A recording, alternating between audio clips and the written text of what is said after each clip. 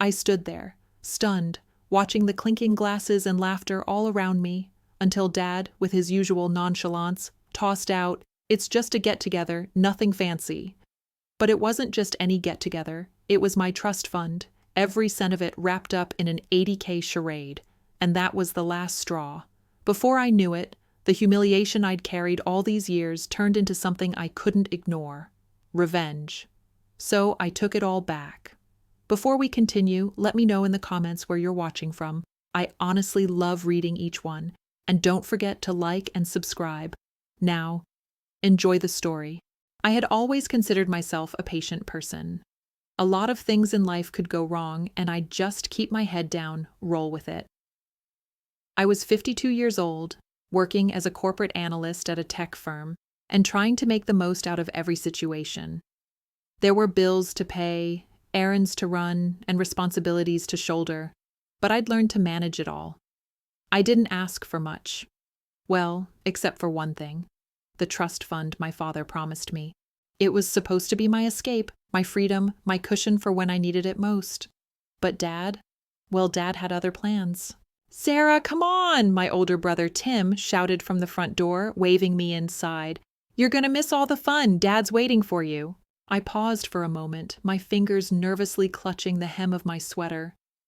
The invitation had come in the mail just a week ago, an RSVP to a casual reunion at Dad's place. I'd heard him say it a million times. It's just a get-together, nothing fancy. But anyone who knew my father would also know that nothing fancy could easily mean an extravaganza. Still, I told myself, it's just one afternoon. Don't let it get to you. The gathering felt off from the moment I walked in. There were far too many unfamiliar faces, most of them laughing too loudly, a bit too dressed up for a casual event. The long tables were covered in white cloths, and there were expensive bottles of wine scattered around. I could feel the heaviness in the air. Then there was my father, his big, round belly sticking out from beneath a polo shirt that looked way too expensive for someone who always claimed he didn't care about appearances. "Sarah, come on, let's have a drink." Dad clapped me on the back, almost knocking me over.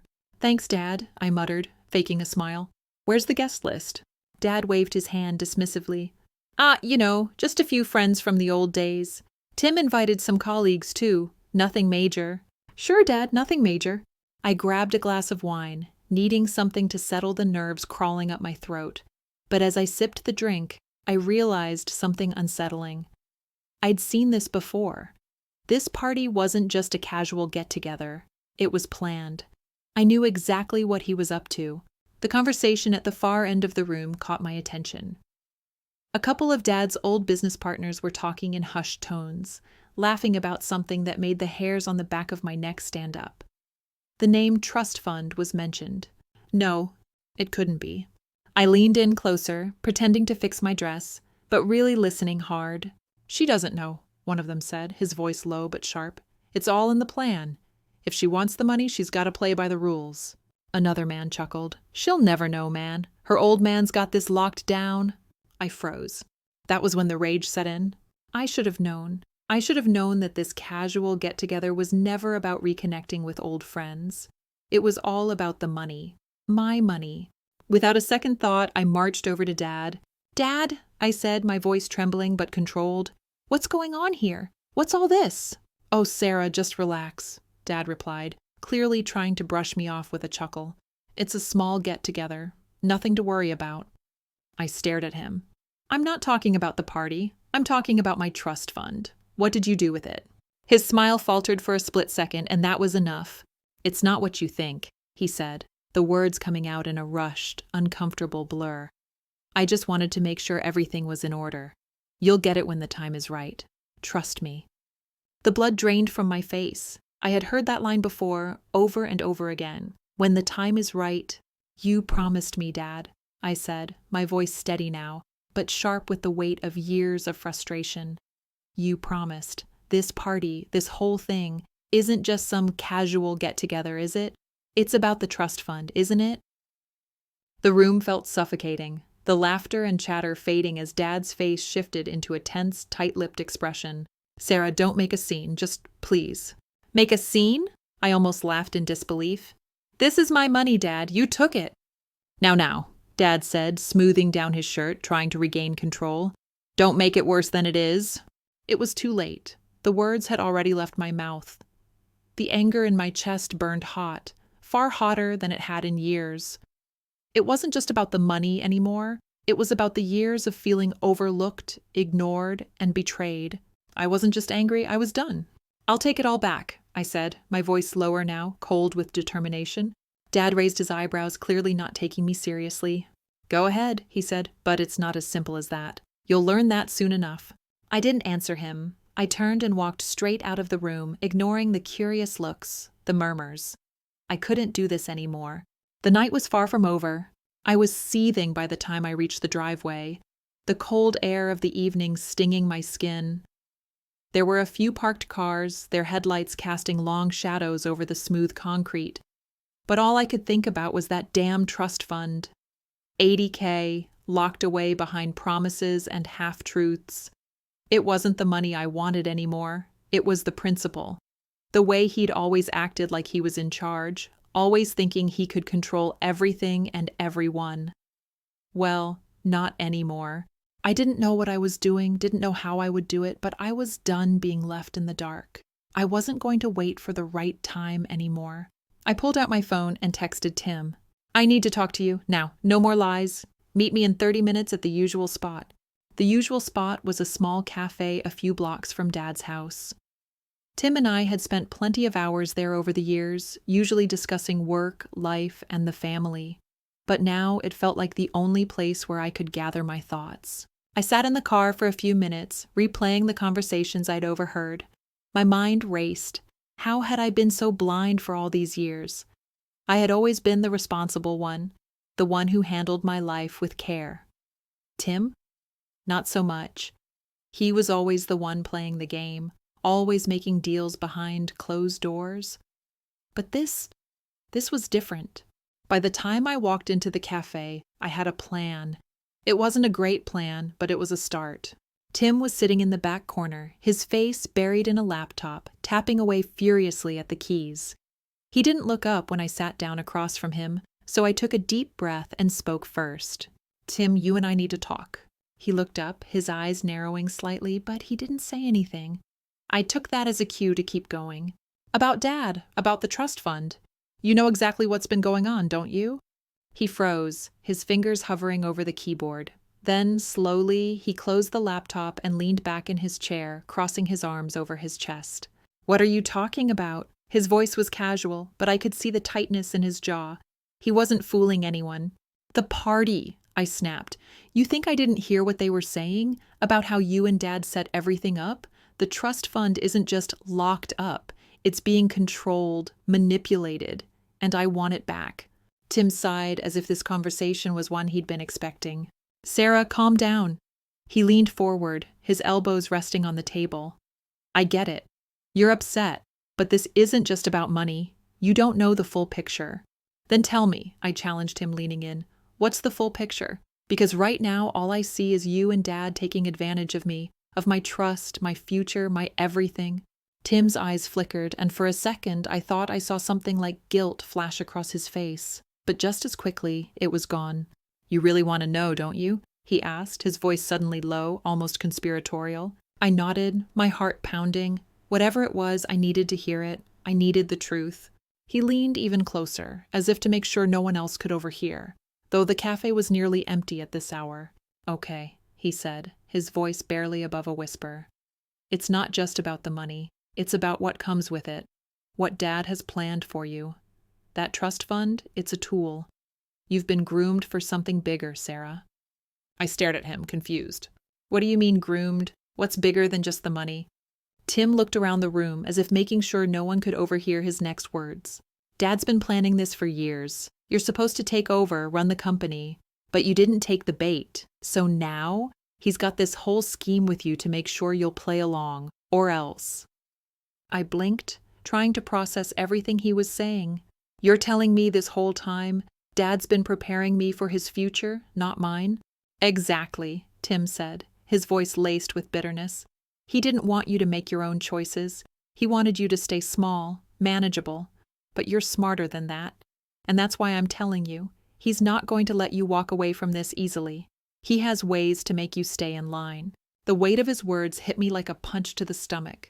My trust fund wasn't just a financial tool, it was a leash. And my father had been holding the other end all this time, tightening it slowly until I felt trapped.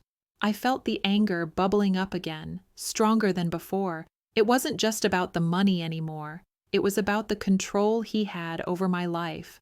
The years of subtle manipulation, all designed to make me feel like I had no choice.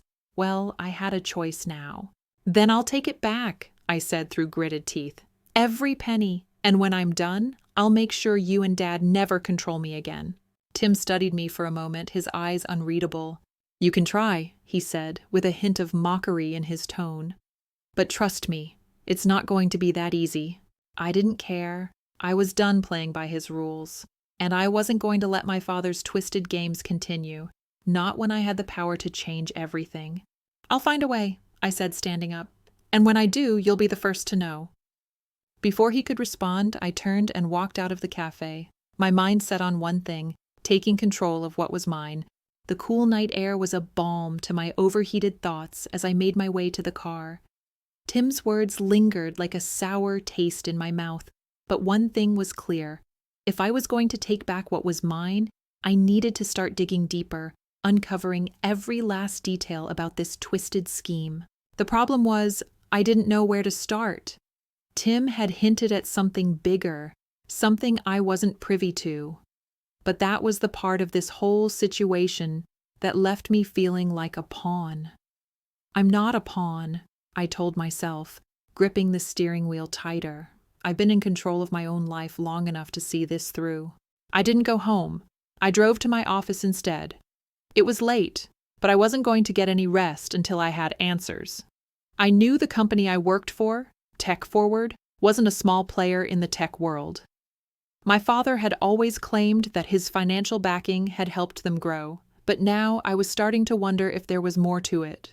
I found myself at my desk, scrolling through company reports from the last few months, searching for any irregularities. Something had to give. But nothing came up. It was all so clean, too clean. Then I remembered something. My father had made me sign a non-disclosure agreement years ago.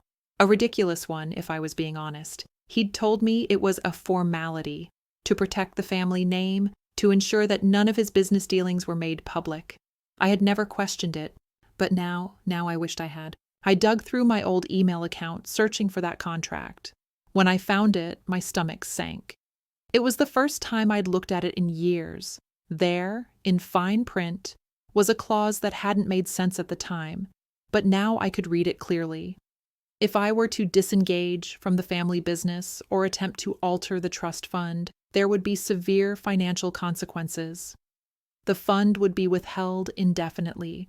It was the control, the strings he'd tied around me. If I wanted out, I was going to have to break that contract. But doing so would be no easy feat. It meant fighting my father, fighting everything he'd built, and frankly, fighting my own future. I clicked through the contract again. There was a relinquishment clause I'd never really understood. At the time, I assumed it meant something about how the trust fund would be transferred to me upon a certain age or condition.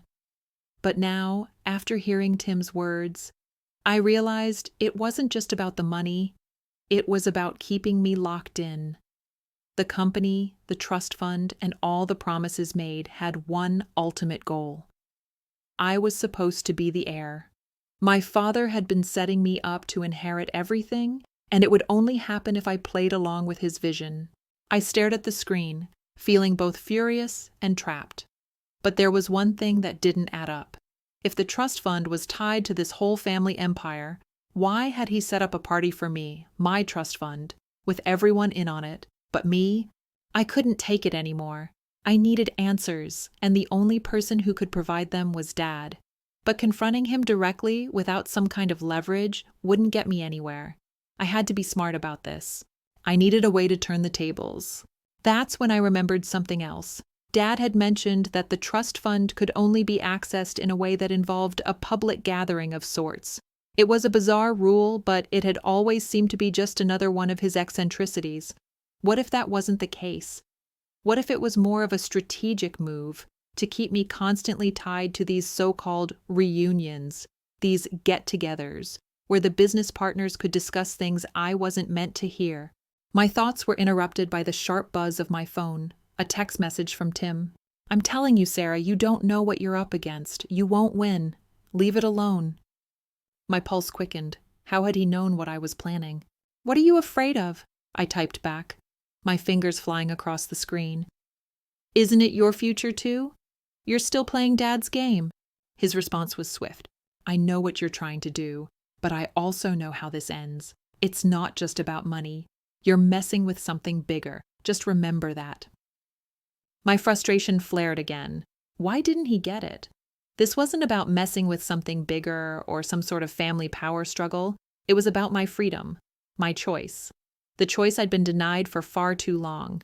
I threw the phone down on my desk, the weight of everything crashing over me. Then it hit me.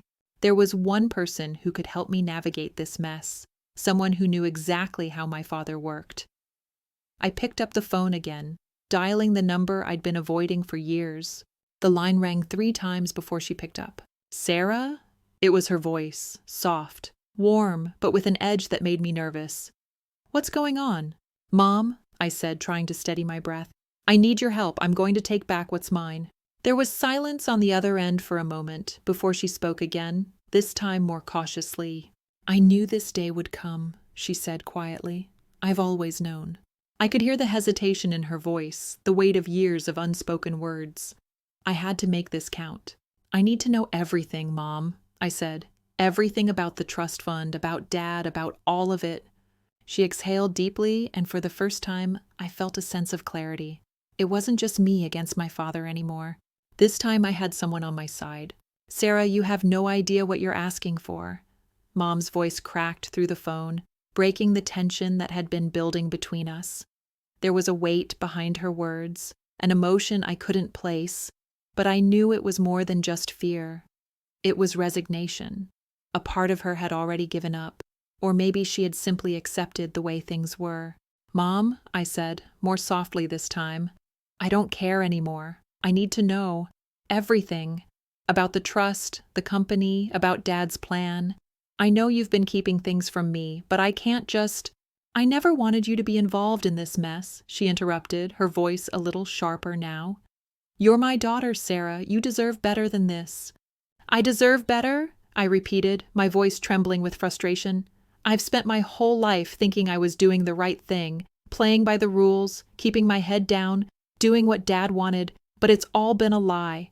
This isn't about what I deserve, Mom. It's about what I'm going to take back."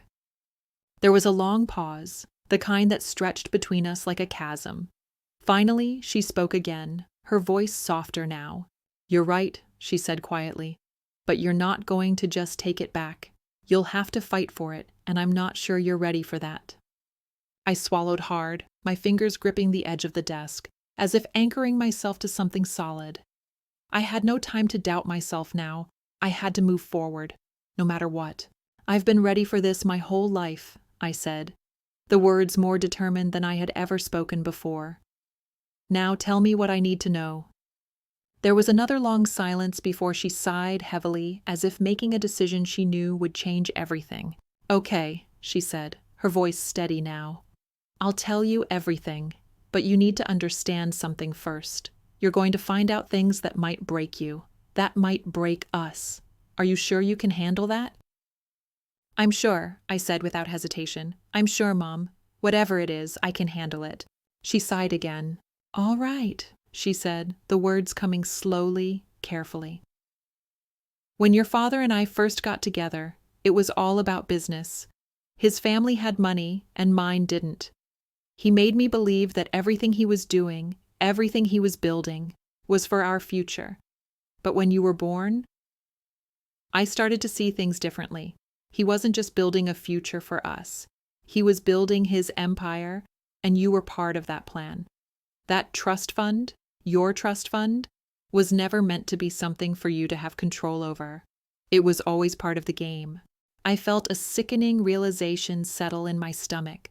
All my life, I had been told that my trust fund was there to help me, to give me security, but now I understood.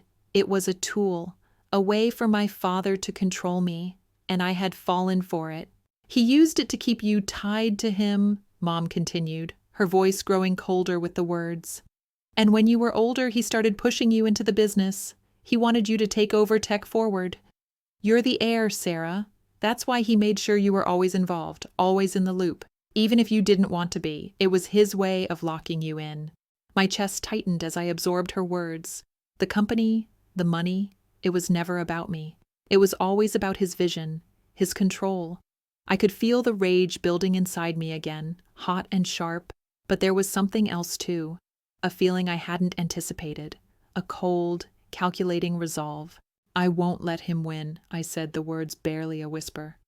He's not going to control me anymore, not my life, not my future. Mom was quiet for a long moment, and when she spoke again, her voice was tinged with something like sorrow. I'm sorry, Sarah, she said softly, but you need to understand, you can't just walk away from this. If you try to take back the trust fund, if you go after the company, it won't just be Dad you're fighting. You'll be fighting everything he's built, and he'll do whatever it takes to keep you in line. I didn't care. The anger I had felt earlier was now a steady pulse inside me, driving me forward. I wasn't afraid anymore. I'll figure it out, I said, my voice firm. I have to. For the next few days, I didn't speak to anyone. I didn't respond to Tim's texts. I didn't answer my father's calls. I knew I had to stay focused. I spent every waking hour combing through documents, making calls, connecting dots. I started to learn more about the company, about its financials, its investors, its executives. The deeper I dug, the more I realized just how much power my father wielded. He had created a network that reached into every corner of the business world, every corner of my life. But it wasn't invincible. Nothing was. I went to meet with a lawyer. I knew this was risky. If Dad found out I was getting legal advice, he would flip. But I was running out of options. I want to take control of my trust fund, I said, laying out my plan. And I want to make sure my father can't block me from getting it back. The lawyer, a woman named Rachel, who specialized in family trusts, didn't hesitate. She looked at me with a mix of sympathy and professionalism. You're not going to make this easy for him, she said, her tone direct. But it can be done. If we find a loophole, something he overlooked, something that ties him down, it'll give you the leverage you need. What are the chances? I asked, my voice steady but my heart racing. Rachel smiled, though it wasn't a comforting smile. It was the smile of someone who had seen this before. In cases like this, it's about finding weaknesses, and your father, he's made a lot of them. I nodded, feeling a surge of hope. Maybe this was the break I needed. But even as I walked out of her office, I knew it wouldn't be that simple. The hardest part was yet to come. Finding those weaknesses and using them against him. And I had the lawyer's words ringing in my ears as I walked back to my car, the afternoon sun casting long shadows across the city streets. I had a plan now, something real to work with. But the weight of it all kept pressing down on me. There was no going back. If I was going to fight this, I had to give it everything I had. No more half measures. No more playing by his rules. I didn't sleep much that night. I stayed up late, running through scenarios in my mind, thinking of every possible way this could go wrong. Tim kept texting, but I ignored him. If he wasn't going to stand by me, then he didn't get to be part of this. It was my battle now. The next day, I met with Rachel again. We went over the trust documents, my father's business dealings, the legal loopholes.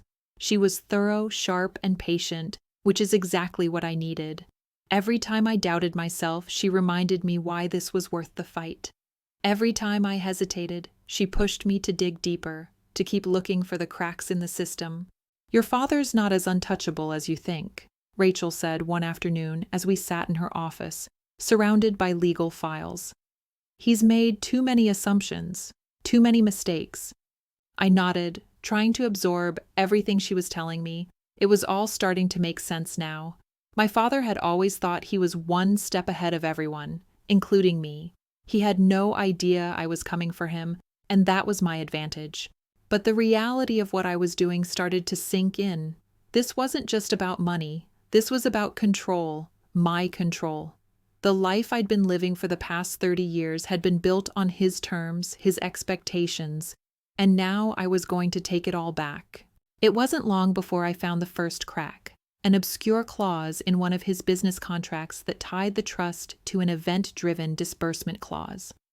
The clause stipulated that certain conditions needed to be met before the trust could be activated, but those conditions were vague, practically useless. My father had neglected to specify what those conditions were, leaving the door wide open for interpretation. But finding that one loophole wasn't enough. I knew my father would close it if I made any move to act on it. I needed to make sure I had enough leverage, enough ammunition to keep him from retaliating. And that meant one thing: going after Tech Forward. I'd always known the company was important to him, but I hadn't realized how deeply it was tied to the trust fund itself. Tech Forward wasn't just a business. It was his pride, his vision, his legacy. If I could take control of that, everything else would fall into place. But there was a problem. My father's right-hand man, Theo. He'd been with my father since the early days of Tech Forward's rise. He was more than just an employee. He was a partner, a close confidant. If anyone could stop me, it was him. That night, I went to a bar I knew Theo frequented. I'd never really had much of a personal relationship with him. He'd always been Dad's guy, and I'd been Dad's daughter. But I was no longer looking for a friendly conversation. I was looking for leverage. I found him at a table near the back, a glass of whiskey in front of him. His salt and pepper hair and sharply tailored suit made him seem older than he actually was. I could tell he'd been waiting for someone, probably my father's orders. "You always were a late-night drinker," I said, walking up to his table. My tone was casual, but I could feel the tension in my chest. The only thing standing between me and taking back control was him. "Sarah," he said, his voice a little too smooth, like he wasn't surprised to see me. "What brings you here? You know your father doesn't approve of you hanging around people like me." "I'm not here to talk about Dad," I said, sliding into the seat across from him. "I'm here to talk about you." He raised an eyebrow, his smirk fading just a little. "Me?" I leaned in, my voice low and steady. "You've been with Dad for a long time, Theo. You've built an empire with him, but it's all going to fall apart if you don't help me." He didn't respond immediately, just studied me for a moment, as if weighing his options. But I could see the flicker of something in his eyes, curiosity, maybe even fear. He wasn't as untouchable as he liked to think. "I'm not sure what you're asking," he said finally, his eyes narrowing. "You know exactly what I'm asking," I said, leaning back in my chair. "I'm asking you to help me take control of Tech Forward. You've been pulling the strings behind the scenes for years. If you don't want to lose everything, you'll help me. And if you don't, I'll make sure you regret it." Theo's eyes flicked to the door, then back to me. For a moment, I thought he might call security, or worse, make a scene. But instead, he sat back, his face hardening. "You don't know what you're dealing with," he said quietly, almost as if he were speaking to himself. "You have no idea what you're asking for. You think this is about the money, but it's not. It's about power, Sarah, and you're way out of your league." I didn't flinch. "Then help me, or I'll make sure you lose everything too." For a long time, neither of us said anything. The noise of the bar seemed distant, like we were in a different world entirely. Finally, Theo sighed, a low sound that seemed to come from deep within him. "You've got guts, I'll give you that," he said, shaking his head. "But this isn't a game. If you want to go down this road, you need to be prepared. There's no turning back." "I'm already down this road," I said, standing up, "and I'm not stopping now." As I walked out of the bar, I felt a strange sense of calm. I knew what I had to do, and with Theo in my corner, things were about to change. I could feel it in my bones. But nothing is ever that simple. The next move, the next decision would be the one that would change everything. It had been weeks since my conversation with Theo at the bar. Weeks of planning, gathering every shred of information I could find. Rachel kept me grounded, reminding me to stay focused, to be smart. But there was always that sense of urgency. Every step I took felt like it was leading me closer to something irreversible. And yet, the closer I got, the more isolated I felt. I hadn't talked to my father since the last confrontation. He didn't try to call anymore, probably figuring I was simply biding my time. What he didn't know was that I had already started the process of taking control. I wasn't just going to get the trust fund back, I was going to take everything, the company, the legacy, all of it. But there was one thing I hadn't expected, the weight of betrayal from those I thought were on my side. The morning it all came to a head, I received a text from Tim. "We need to talk. It's urgent." I stared at the screen, feeling a wave of frustration. After everything that had happened, after he'd backed out on me when I needed him most, why now? What could he possibly want? I called him back, my hand trembling slightly as I pressed the phone to my ear. "Tim," I said, my voice tight. "What is it?" "I've been thinking," he said, sounding unusually serious. "And I think we need to meet. There's something you need to know." I didn't like the sound of that. "What do you mean, something I need to know?" "Let's just talk face to face, Sarah. Trust me on this." I let out a breath, my mind racing. Trust him after everything? But then again, maybe he was the one person who could help me navigate this mess. He knew my father, and he knew the game. Maybe he had information I hadn't thought of yet. I agreed to meet him at a coffee shop near the office. I didn't know what to expect, but I knew I couldn't afford to dismiss him. Not yet. When I walked in, Tim was sitting at a corner table, his back to the wall. He was dressed casually, but the nervous energy radiating off him was unmistakable. I slid into the seat across from him, my eyes narrowing. "What is it?" I asked, my voice already on edge. "I've been talking to Theo," he said quietly, looking around the room before meeting my eyes. "And I think you need to know something about the company." I froze. "What do you mean?" "There's more to it than you think," Tim said, his voice low. "Your father, he's not just trying to control you. He's been setting you up to fail.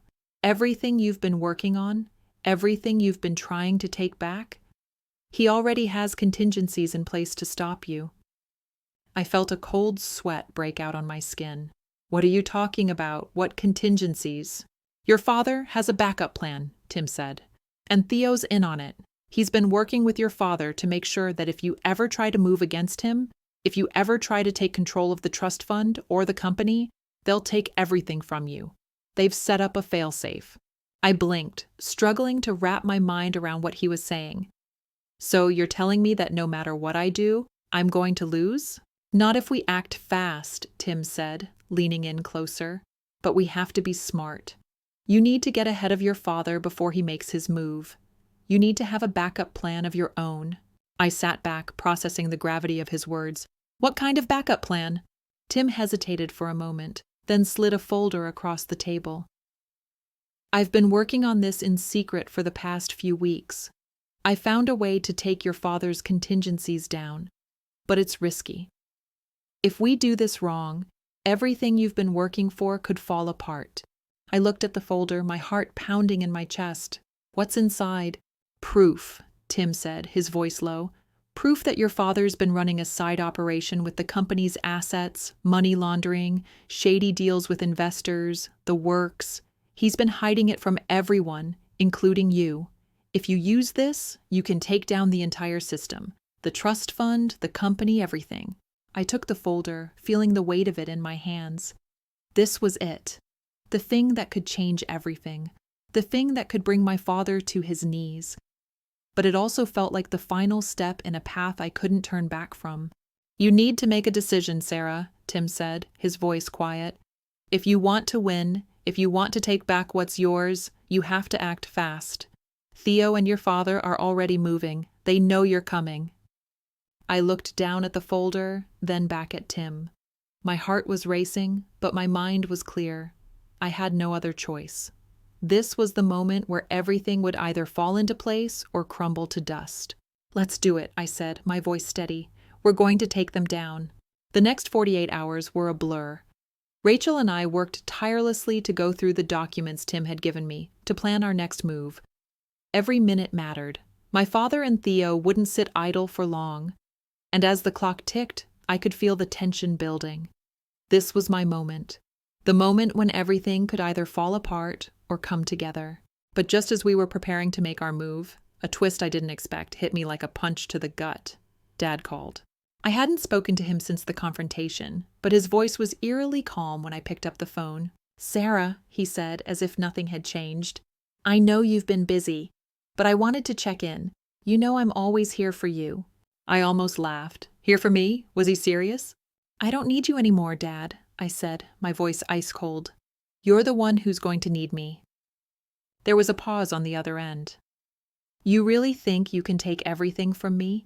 You've been playing this game for a long time, but you don't have the pieces to win." "Watch me," I said, my grip tightening on the phone.